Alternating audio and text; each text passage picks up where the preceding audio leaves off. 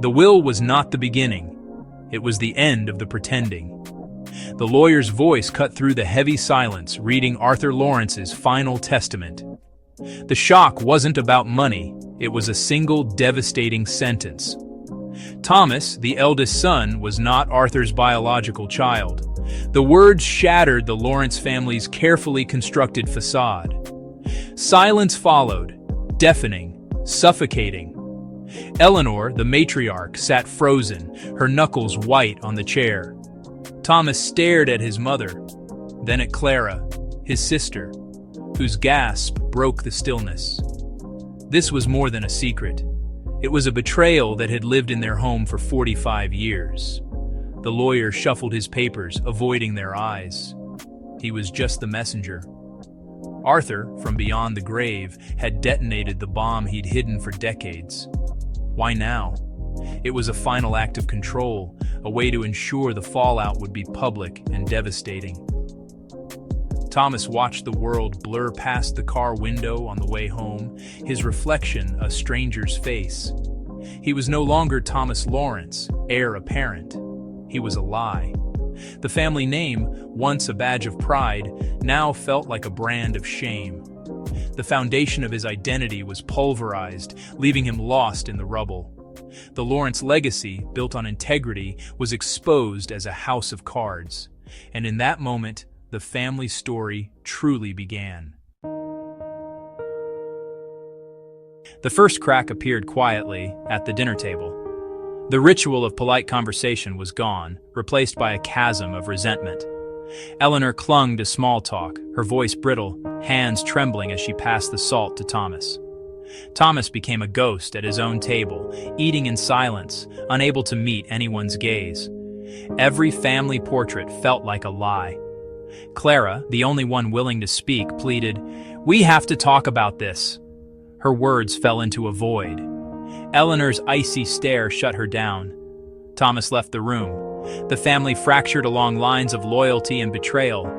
The lie seeped into the walls. Eleanor flinched at every phone call. Thomas escaped to crowded bars.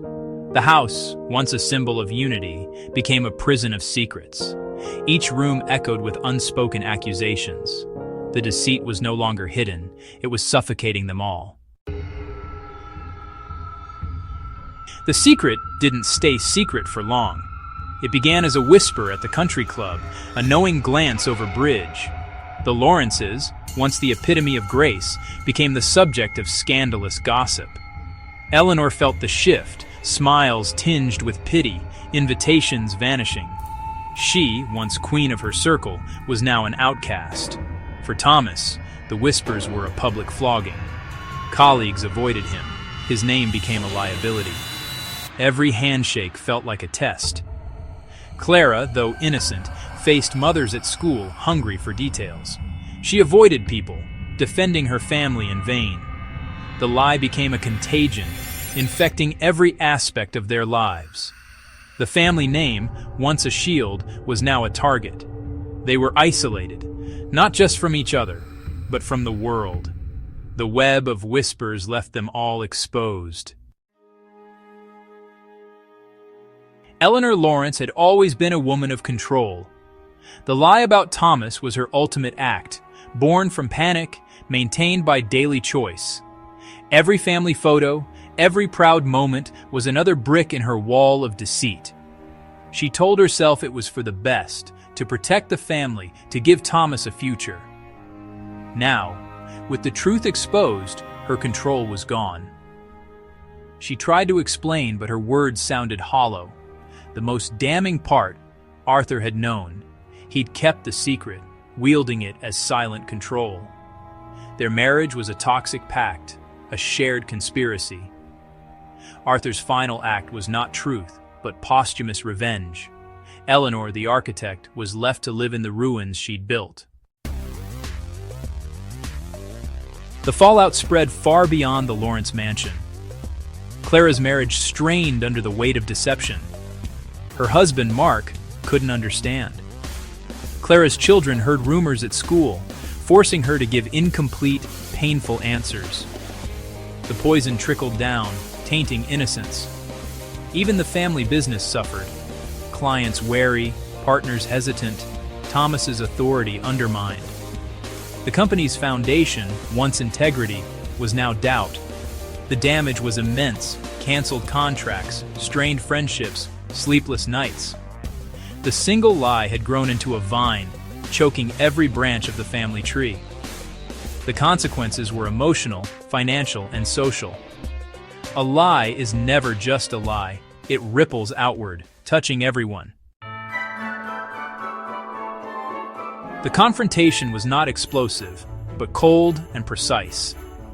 In the library, Thomas faced Eleanor and Clara. He asked one word: why? He didn't want details. He wanted to know why she let him live a lie, why she let him love a man who wasn't his father, why she let him build his life on sand. Eleanor tried to explain: youth, fear, protection, Arthur's pride. To Thomas, it was all noise. He listened, expression unreadable, then spoke. You didn't do it to protect me. You did it to protect yourself. You were a coward. He turned to the empty chair, as if Arthur were there. And you were cruel. You were both architects of this fraud. He stood, slow and deliberate. I don't know who I am anymore, but I know I am not a Lawrence. He walked out, leaving his mother and sister in the ruins. The quiet click of the door was the sound of a final, irreparable break. Eleanor was left speechless, Clara in tears. The confrontation ended not with shouting, but with a silence that would never be filled. The family's last chance at healing slipped away. Thomas's departure was the final fracture. The truth had destroyed what the lie had preserved. The Lawrence legacy was over. Only the consequences remained. The mansion became a mausoleum. Thomas moved out, taking only a suitcase, leaving behind his old life. Eleanor wandered the empty rooms, haunted by regret. Her lie had cost her the one thing she claimed to protect: her son's love. Clara was left to navigate the wreckage, torn between brother and mother. The house mourned, a monument to division, not unity. Dinners were silent, holidays empty. The family was scattered, the chasm of betrayal too deep to cross. Months became a year. The shock faded, but the ache remained. Thomas searched for his biological roots, meeting strangers with familiar eyes. His new history complicated the old, leaving him between two worlds. Eleanor lived in exile, her health fading, haunted by regret and anger at herself and Arthur. Clara focused on her own family, determined to break the cycle of secrets. Yet the ghost of the lie lingered, shaping every decision. The Lawrence story became a cautionary tale in the community. The lie didn't die, it became a scar, a permanent part of who they were. Some wounds never heal, they just become part of us. The family's past was always present. The dust has settled, but the ground has changed. The Lawrence downfall is more than gossip, it's a lesson. Deceit is a slow poison, corroding love and trust.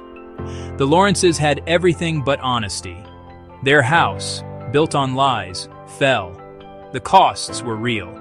A son lost his identity, a mother her son, a sister her family, a legacy tarnished. Lies create a debt paid by all, even the innocent. Truth, though hard, is the only real currency. Lies offer temporary gain, but always lead to ruin. We all face choices between the easy lie and the hard truth. The Lawrences remind us, honesty is a necessity, not a virtue. Without it, we build our own prisons. Their story isn't over. Healing is slow. Regret lingers. What truths are you avoiding? What lies are you living with?